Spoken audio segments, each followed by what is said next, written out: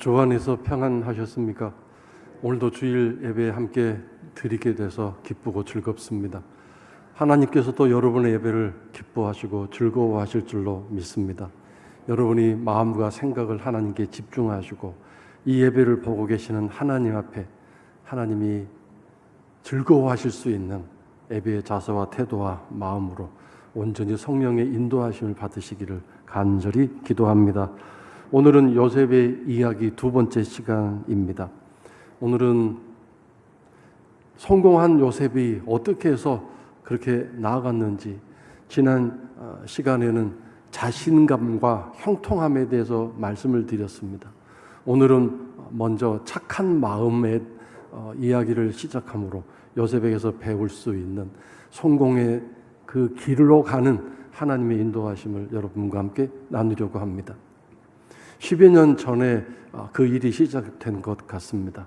방송국에서 화학조미료 MSG를 쓰지 않는 식당을 물색에서 찾아서 그 가게 앞에 명패를 붙여주었습니다. 착한 식당이라고.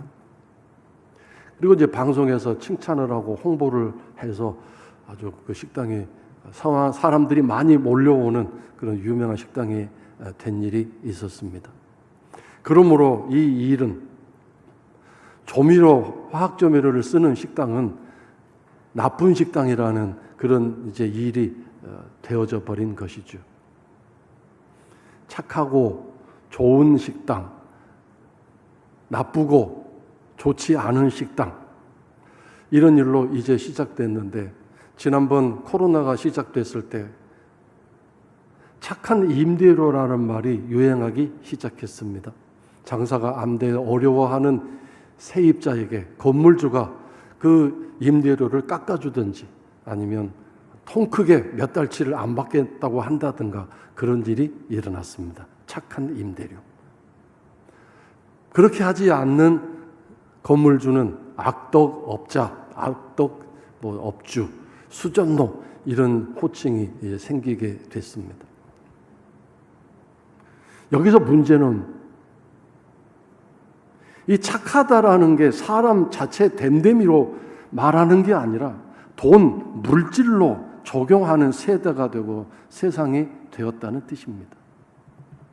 백반을 5,000원에 판매하면 착한 식당입니다. 착한 가격이라고까지 말합니다. 가격이 착하다. 5,000원 이상 받는 식당은 그러므로 결과적으로 나쁜 식당이 되고, 만약에 5,000원의 2배인 10,000원으로 백반을 파는 식당은 정말 악덕 식당이 되는 그런 세상이 펼쳐지게 된 것 아니겠습니까? 착하다라는 말이 무슨 뜻인지 정확하게 성도 여러분에게 이제 말씀드리기 위해서 제가 국어사전을 살펴봤더니, 마음이 곱고 말과 행동이 반듯하고 상냥한 사람을 착한 사람이다, 또 그런 모습을 가지고 살아가는 일을 착하다라고 한다라고 설명이 되어 있었습니다. 착하다라는 게 어떻게 이렇게 변질됐을까요? 그래서 오늘날 이제 우리들 가운데에서 착하게 생겼습니다, 착하십니다라고 이렇게 말할 때 그것이 좋기는 한데 한쪽으로는 별로 좋아 보이지 않습니다. 착하다라는 말은 일단 요즘 이 사회에서 의미가 만만하게 보인다, 그런 뜻이 숨겨져 있고, 무시해도 되겠다라는 의도가 담겨져 있고, 너는 내 밥이야 라고 그렇게 말하는 사람의 생각까지 숨어 있기 때문입니다. 잘 아는 사람이 나 수없이 만나면서 착하다라고 칭찬하면 그런 대로 괜찮은데, 처음 보는 사람이 착하게 생기셨습니다 그럴 때 그게 좋은 소리 같습니까? 내가 이렇게 만만하게 보인다는 거지? 그리고 그 말에는 너는 내 밥이야 라는 뜻도 담겨져 있기 때문에 아주 기분이 상할 수 있습니다. 근데 여러분, 하나님은 우리가 착하게 살기를 원하시고 착한 사람이 되기를 원하십니다. 이제 수요일 날 더 자세히 이 말씀을 나누겠지만 씨 뿌리는 비유를 보면 하나님의 모든 기적이 말씀으로 오지 않습니까? 근데 어떤 사람에게 이 말씀의 기적이 이루어지느냐 하면 누가복음 8장 15절에 보면 착하고 좋은 마음이라고 그랬어요. 착한 마음, 좋은 마음. 거기에 말씀의 기적이 이 100배라는 것은 하나님이 하시는 일을 말합니다. 일어난다고 분명하게 말씀하셨습니다. 착한 마음.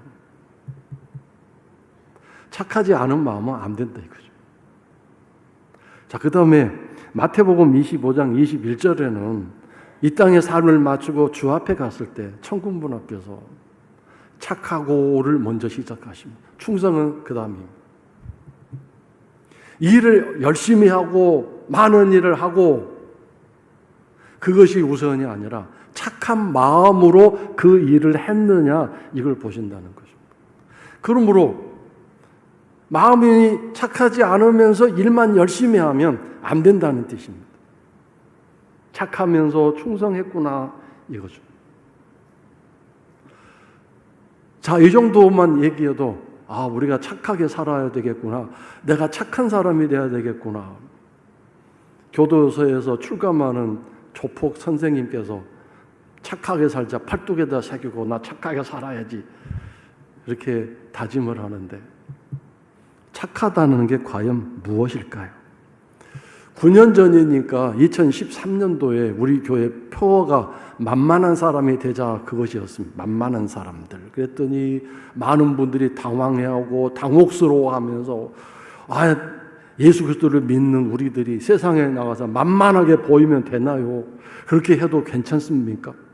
하나님 자녀답게 당당하게 자신감 있게 따뜻하게 살아야죠라고 이렇게 얘기하는 분들이 계셨습니다. 만만함이 무엇인가를 그때 말씀으로 설명해 드린 적이 있는데 성도 여러분, 요셉은 착한 사람이었습니다. 만만해 보이는 사람이었습니다. 그래서 일이 차이고 저리 차이면서 아주 힘든 세월을 보내지 않았습니까? 그리고 이제 마음속에 두고 봐. 내가 다 갚아줄 거야. 내가 절대로 잊지 않아. 그런 마음을 가지고 살았습니까? 그렇지 않습니다. 너무 착한 사람이었습니다. 마음속에 그런 원한 감정이나 배신감이나 상처와 울분으로 분을 사귀면서 살지 않았습니다. 마음이 너무 착했습니다. 이 착한 마음 속에서 뭐가 생겼습니까? 자신감이 생겼습니다. 왜 착합니까? 하나님께 다 맡겼기 때문입니다. 하나님이 나를 다 아신다. 나를 사랑하신다. 이 모든 일을 보고 계신다. 그런 하나님을 믿고 신뢰하는 마음 속에서 자신감이 생기면서 마음이 늘 착한 사람으로 살았던 것이죠. 요셉은 결국 어떤 사람이 됐습니까? 성공하는 사람이 됐습니다. 하나님이 그렇게 만드셨습니다. 요셉이 되고자 해서 성공한 사람이 아니라 하나님이 그렇게 만드셨습니다. 그런데 여러분, 이 착한 사람으로 사는 게 얼마나 중요한지를 다시 한번 강조해 드리겠는데, 감옥에서 드디어 그 일이 일어났죠. 수심이 깊은, 근심이 많은, 얼굴이 초췌한 이웃 감방의 두 사람을 보고 왜 그렇게 무슨 일이 있으십니까? 얼굴이 반쪽이 됐습니다라고 가서 물어봤잖아요. 그냥 덕담식으로 지나가는 말투로 눈에 보이니까 그렇게 물은 것이 아니라 진실한 사랑과 긍휼과 자비의 마음으로, 착하니까 그런 마음으로 당신도 죄수 나도 죄수, 당신은 나를 집어넣은 바로 왕의 고위 관리 보디발처럼, 경호대장처럼 그렇게 떵떵거리며 살다가 죄를 지어서 감옥에 들어왔고 아이 속 시원하다 막 이렇게 한 게 아니고 착하고 좋은 마음에 있어서 그에게 다가가서 무슨 일이 있으세요라고 물어봤던 거죠. 만약에 이 요셉의 마음속에 배신감, 울분, 인생에 대한 한스러움, 자기를 감옥에 노예로 팔아버린 그 형들에 대한 그 원함, 잘 살고 있는데 열심히 일했는데 자기를 또 모함에 빠뜨린 보디발과 그의 아내, 이런 여러 가지 마음속에 온갖 것들이 가득히 있었으면 그 사람들에게 다가갈 수 없었을 것이고 물어보지도 않았을 것입니다. 착한 마음으로 살 수 없는 것이죠. 착한 마음이란 무엇인가를 지금 요셉의 이야기를 통해서 여러분이 깨달을 수 있기를 바랍니다. 그래서 그 두 사람에게 물어서 그런 관심을 보였던 그 일이 실마리가 되어서 창세기를 읽어보세요. 아시는 분은 아시잖아요. 그래서 그것이 인연이 되어서 밖으로 나가게 되고 감옥에서 나가게 된 거죠. 그리고 어떻게 됐어요? 성공한 사람이 됐잖아요. 국무총리가 됐습니다. 근데 여러분, 요셉은 스스로 국무총리가 되어 보겠다고 생각한 적 있겠습니까? 한 번도 없습니다. 1%도 없습니다. 꿈에도 생각 안 했고 생각도 해본 적도 없습니다. 근데 국무총리가 됐습니다. 하나님이 그렇게 만드셨습니다. 왜 그렇게 만드실 수 있었을까요? 착한 사람이기 때문에 하나님이 그렇게 하실 수 있었습니다. 마음이 착하니까 하나님이 인도하시는 대로 그 삶의 상황 속에서 하나님을 믿고 신뢰하고 하나님과 관계가 계속 형통한 관계가 되었고, 그래서 열심히 그 착한 마음을 가지고 살다가 누군가에게 관심을, 그 사람이 자기 일생을 견인해주고 안내해줄 사람이라고 어찌 알았겠습니까? 다가가서 형편에 따라서 상황에 따라서 필요한 대로 사랑과 관심을 베풀었는데 착하니까요. 그것이 하나님의 인도하심이 되고 하나님이 일하실 수 있는 상황들이 연결된 거죠. 저는 여기서 분명하게 깨닫는 것은 내가 일상적인 삶에서 착하게 살지 않으면 하나님이 내게 아무리 놀라운 계획을 갖고 계셔도 그 일이 차질이 되어져서 하나님이 이루시기 어렵다는 것을 알게 됩니다. 착하다라는 것은 어떤 특정한 경우에 특정한 사람에게만 보이는 내 태도와 자세가 아니라 일상적인 삶의 자세와 태도입니다. 그렇게 몸에 배웠고 습관이 되었습니다. 내 성향이고 내 성격입니다. 그것이 내 인격이고 인품이 되어져야 합니다. 근데 여러분, 내 힘과 내 노력으로는 절대 안 됩니다. 나는 늘 내 편리와 유익을 선택하는 본능이 있고 나의 좋은 쪽으로만 선택하고 따라가려고 하는 경향이 본능적으로 자리 잡고 있기 때문입니다. 그러니까 이럴 때는, 이런 상황에서는 또 이런 사람에게는 착하게 굴지만 다른 사람에게는 착하지 않게 굴고 착하지 않게 살아갑니다.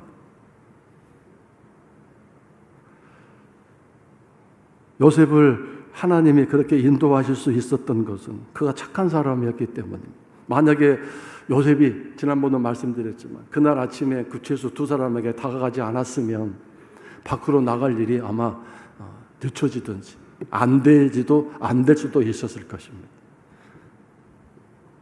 착하다라는 게 얼마나 중요한지 여러분 가슴에 새길 수 있기를 바랍니다.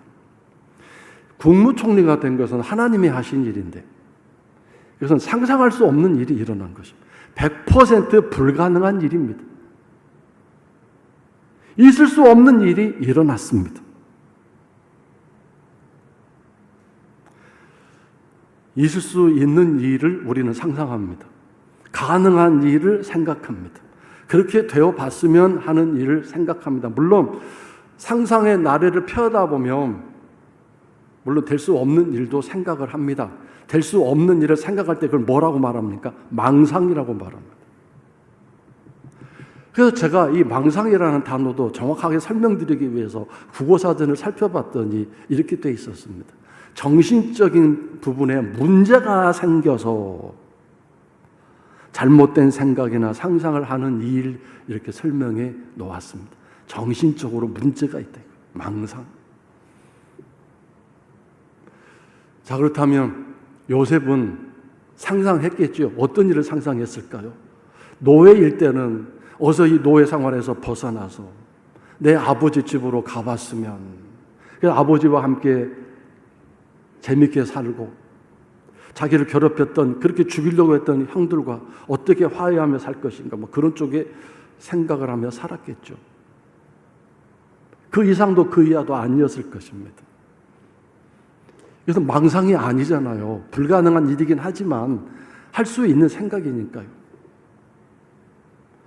노예가 되었을 때는 감옥 밖으로 나가는 일에 대해서 생각하고 상상하며 그렇게 기도했을 것입니다.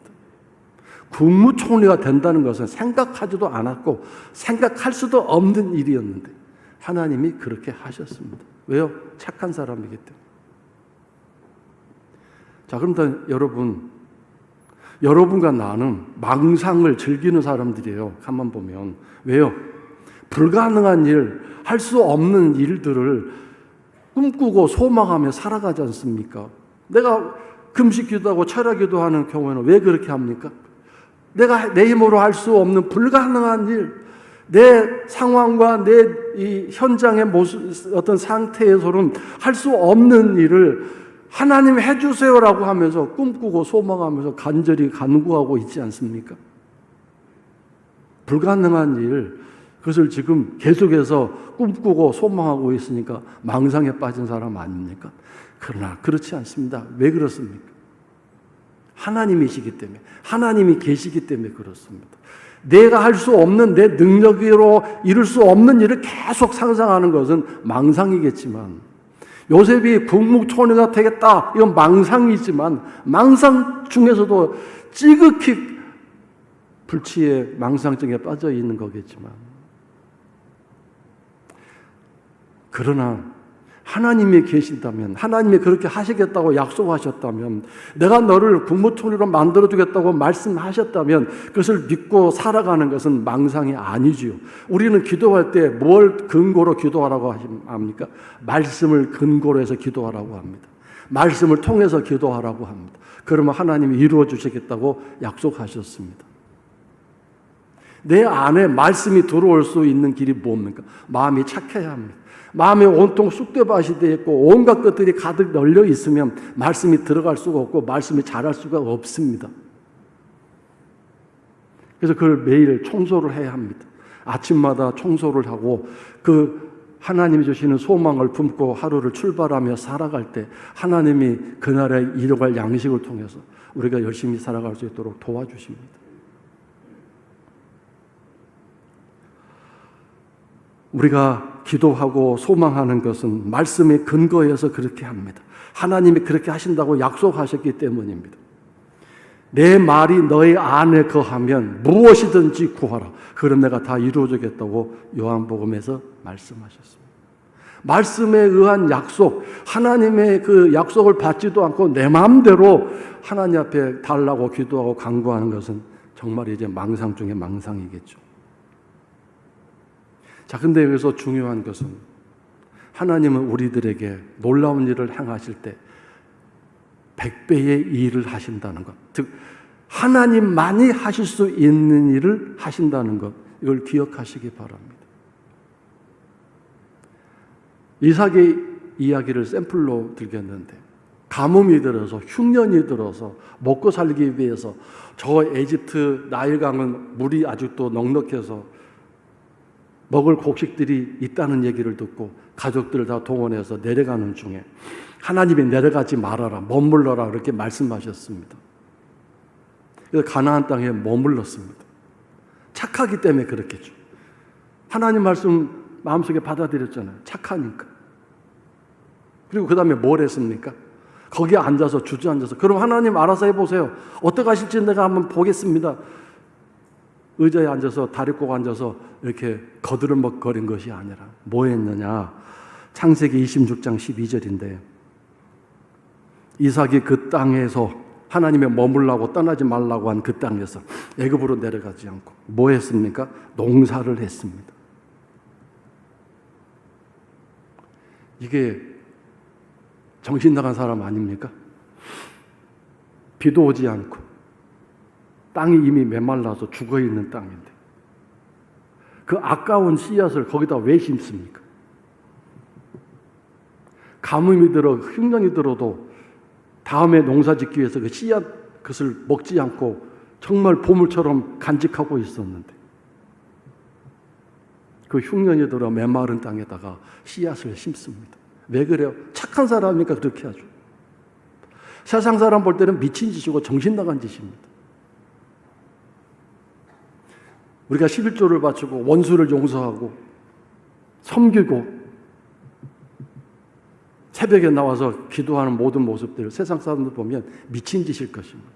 그러나 그 일을 하는 사람들은 왜 합니까? 착하기 때문에 그래요. 몸이 피곤해도 삶이 바빠도 생활에 여유가 없어도 시간을 막 짜서 하나님 앞에 나옵니다.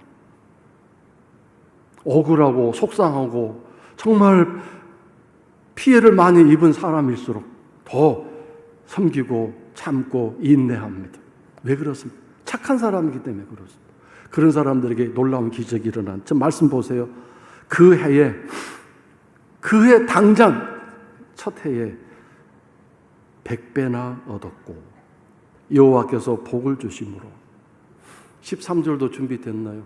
그 사람이 창대하고 왕성하여 가뭄인데 시들시들하지 않고 창대하고 왕성해서 마침내 거부가 부자가 된 것도 놀라운 일인데 거부가 됐습니다. 하나님이 하신 일입니다. 착한 사람이기 때문에. 제가 이 정도까지 말씀드렸으면 나 착한 사람 되겠구나 생각이 듭니까? 안 듭니까? 착한 사람이 어떤 사람인가? 요셉을 잘 생각해 보시고 지금 방금 말씀드린 이삭을 잘 생각해 보십시오. 말씀에 순종하는 사람, 마음속에 하나님을 향한 형통함이 있는 사람입니다.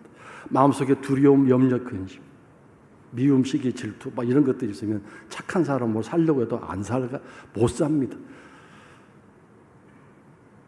그냥 성질이 나고 그냥 화통이 터지는데 어떻게 착하게 삽니까? 이것들이 청소되어야 되는데 내 힘으로는 못합니다. 기도하는 가운데 하나님이 청소해 주셔야 되고 성령께서 태워주셔야 합니다. 그 말씀을 잘 받아들이고 순종할 수 있는 사람이 됩니다. 요셉은 거부가 될 생각을 했겠습니까? 상상이나 했겠습니까? 근데 하나님께서 주신 약속을 따라서 일단 그 땅에다 심긴 심었는데 죽지 않고 자라서 먹고 살 만큼만 돼도 좋겠는데 이 가뭄에 어떻게 할까 그런 생각도 들었겠지만 그 곡식이 100배가 됐습니다. 하나님의 기적이 일어난 거죠. 곡식을 100배로 거뒀으니 혼자 먹겠습니까? 여기저기 줬는데 그 가뭄의 곡식이 원가 보통 팔리는 것보다 막 수십 배 막 사람들이 달려드니까 값이 올라갔을 거고 그래서 거부가 됐겠죠. 하나님의 방법입니다. 자, 이제 오늘 본문의 이야기라고 마치려고 하는데 요셉과 형들은 22년 만에 다시 만납니다. 요셉이 17세 무렵에 형들에게 죽임을 당하려고 하다가 노예로 팔렸는데 22년 후에 다시 만났습니다. 요셉 나이 39살 때입니다. 근데 오늘 말씀 8절을 보면 요셉은 형들을 알아보는데 형들은 요셉을 알아보지 못합니다. 그냥 엎드려서 절을 하면서 곡식 사러 왔습니다. 이집트에는 곡식이 풍요하다고 해서 사러 왔습니다. 그 얘기만 합니다. 왜 못 알아볼까요? 22년이나 지났어요? 아니, 요셉은 알아보잖아요. 왜 형들은 요셉을 알아보지 못하는 것일까요? 상상할 수 없는 일이 일어났기 때문입니다. 상상력이 닫혀지면 눈앞에 있어도 알아볼 수 없습니다. 상상력은 하나님이 주시는 은혜입니다. 이것을 다른 말로 표현하면 생각입니다. 자기들이 22년 전에 노예로 팔아버린 그 동생 죽었는지 살았는지 지금 까마득하게 잊혀지고 멀어진 상태입니다. 노예로 팔아버린 미디안 상인들에게 은 20냥을 받고 팔아버린 그 동생, 예수님보다 열량이 적네요. 어쨌든 그 동생이 이스라엘도 나라 아닌 세계 강대국의 하나인 이집트에서 국무총리가 되어 저 엄청난 보좌 위에 앉아 있을 거라고 생각이나 할 수 있겠습니까? 상상도 못할 일이 일어난 것입니다. 그러니 상상도 못하고 있는 상황이니까 혹시 형들은 얼굴이 좀 낯이 익는데 뭔가 모습이 좀 옛날 요새 어떤 분위기가 나는데라는 것까지는 할 수 있었을지 모르겠습니다. 그러나 생각할 수 없는 일이기 때문에 자기 동생이 국무총리가 됐다는 거 생각할 수 없는 일이기 때문에 그 생각을 접어버리고 단념시키고 그 앞에 엎드려 절하면서 곡식이나 좀 살 수 있게 해주세요. 이 얘기만 하고 앉아 있는 것입니다. 하나님은 착하고 좋은 마음을 가진 사람에게는 무슨 일을 하느냐면 빌립보서 2장 13절을 읽겠습니다. 너희 안에서 행하시는 일은 하나님이시니. 어디서 일하신다고요? 우리 안에서 일하세요. 저는요, 하나님이 우리 밖에서 일하신다면 참 좋겠어요. 내 밖에서, 내 직장에서, 내 돈 버는 현장에서, 내 육신적인 삶에 형통하게 복을 주시는 그런 일을 하시면 좋겠다고 하는데 하나님은 내 안에서 일하시는데 무슨 일을 하시느냐면 내 마음을 청소해 주시고 깨끗하게 해주시고 삶에서 생기는 온갖 삶의 찌꺼기 다 청소해 주시고 착하고 좋은 마음 갖게 하셔서 뭐 하신다고요? 그 안에 소원을 심어 주십니다. 소원, 소망, 비전, 꿈 이걸 심어 주십니다. 내가 생각하는 소망, 소원이 아니라 하나님이 심어주시는 소망, 비전, 꿈입니다. 우리에게 소망을 주신다고 하는 거 에레미야서 29장 11절에도 나옵니다. 소망을 주는 나의 하나님임을 너희들이 알아다오. 소망. 소망을 주시고 다음에 그 소망에 따라서 우리가 살아가도록 하시는데 그래서 하나님의 기쁨을 위해서라고 하십니다. 하나님이 우리가 잘 되는 걸 너무 기뻐하시기 때문에 소망을 주고 싶어 하시는데 내 안에 있는 것들이 청소되어야만 해요. 내 인격과 내 성품이 좋고 착한 마음이 되어져야 돼요. 착하고 좋지 않은 마음 되도록 얼마나 많은 상처들이 삶의 염려들이 욕심들이 내 안에 끝없이 생기는지 알 수가 없습니다. 저는 하루 단위로 그것이 청소되어져야 한다고 생각합니다. 그래야 그 하루를 열심히 잘 살죠. 하나님 주신 소망을 따라서 오늘은 겸손해야 되겠구나, 오늘은 온유해야 되겠구나 그런 소망을 주십니다. 자, 그 다음에 잠언 23장 7절입니다. 그 마음의 생각이 어떠하면 그 위인도 그러한즉 내가 A라는 생각, 마음이 되어 있으면 그 사람은 천상 뭐라고 말하든 A라는 인격, A라는 사람 자체가 댐댐이가 그 가치가 그거다 얘기죠. 그 마음의 생각. 하나님 그걸 보고 계십니다. 그 생각을 어떻게 무슨 생각을 하느냐에 따라서 나라는 사람이 어떤 사람이다 하나님 앞에서 결정지어지게 된다. 판단되어지게 된다. 하나님 우리 행동이나 겉으로 드러난 우리들의 그 행위를 보고 판단하시는 것이 아니라 우리의 생각을 판단하시는. 근데 그 생각은 가장 최고의 생각은 뭡니까? 하나님이 넣어주신 생각, 말씀을 통해서 오는 생각, 말씀을 통해서 생기는 소망.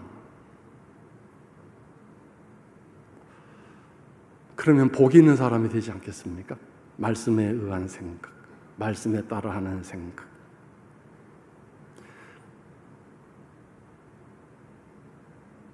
말씀 어디에 복수하라가 되어 있습니까? 말씀 어디에 이런 경우에는 예의 차리지 않아도 된다고 하는 말씀이 있습니까? 말씀 어디에 이런 경우는 갈등을 일으키고 싸움질 일으켜도 된다고 하는 부분이 있습니까? 이런 경우에는 예의를 차리지 않고 아주 날카롭게 아주 험한 말로 욕설도 퍼부어도 된다 그런 얘기 있습니까?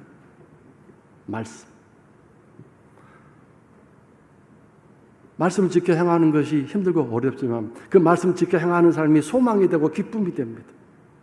하나님이 기뻐하실 일이기 때문에 소망이 되고 즐거움이 됩니다. 하나님은 그 마음의 생각을 살펴보시면서 네 마음은 복을 생각하고 복된 말씀 생각하니 복 있는 사람이다 그렇게 하실 것입니다. 자, 세 번째 성경 구절 마지막으로 마태복음 16장 오늘 읽었던 23절입니다. 베드로에게 말씀하십니다. 사탄이라고 꾸짖고 호령하십니다. 왜요? 뭐 때문에? 어떤 행동을 하기 전에 생각을 지적하셨습니다. 너는 하나님의 일을 생각하지 않고 사람의 일을 생각하는구나. 그러므로 너는 사탄이다. 이렇게 말씀하셨어요. 행위가 아닙니다. 행동이 아닙니다. 생각입니다. 근데 여러분, 베드로의 생각이 사실 나쁜 거였습니까? 예수님이 장로들에게, 예루살렘의 장로들, 바리새인들에게 내가 잡혀서 죽을 거야 그랬더니 선생님 그러실 수 없습니다. 그러시면 안 됩니다. 예수님을 너무 사랑했기 때문에 저희들이 막겠습니다. 제가 막겠습니다. 제가 막아드리겠습니다. 그런 말씀하지 마십시오. 이 얘기를 한 것뿐이에요. 사실 따져놓고 보면 이게 나쁜 얘기지 않지 않습니까? 예수님을 얼마나 사랑했기에 그렇게 얘기했어요. 근데 그렇게 말하는 너의 생각, 그렇게 말이 나오는 너의 그 인격, 너의 그 마음의 구조가 지금 문제구나. 그 사탄이다. 이렇게 말씀하셨어요.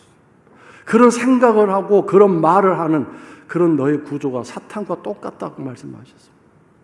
그러므로 이 마음의 변화가 안 되면 아무리 합리적이고 이성적이고 현실적이고 논리적일지라도 그것이 사람의 수준에서 말하고 행동하는 일밖에 안 된다 이거죠. 하나님의 일을 생각해야 될 텐데 너는 기껏 수준이 아무리 나를 생각하고 나를 위한다고 하지만 너는 사람의 일, 이 세상의 일을 말하고 생각하는 그런 프레임, 구조, 인격 성향이 지금 돼 있구나. 너 빨리 변화돼야 된다. 그렇지 않으면 너 사탄이다 이렇게 말씀하신 것입니다. 착하고 좋은 마음을 가지고 살아가는 게 무엇인가? 그 사람에게 하나님은 어떤 일을 하시냐? 상상할 수 없는, 상상조차 할 수 없는 놀라운 기적을 이렇게 행하시는 분이라는 사실을 오늘 말씀을 통해 다시 한번 배웠습니다. 주여 내 마음을 착하고 좋은 마음 되게 해주세요. 만들어주세요. 내 삶에 하나님의 기적을 날마다 체험하며 살아가는 하나님의 자녀, 하나님 백성 되게 해주세요. 이렇게 기도하시고 소망하시기를 주의 이름으로 축원합니다.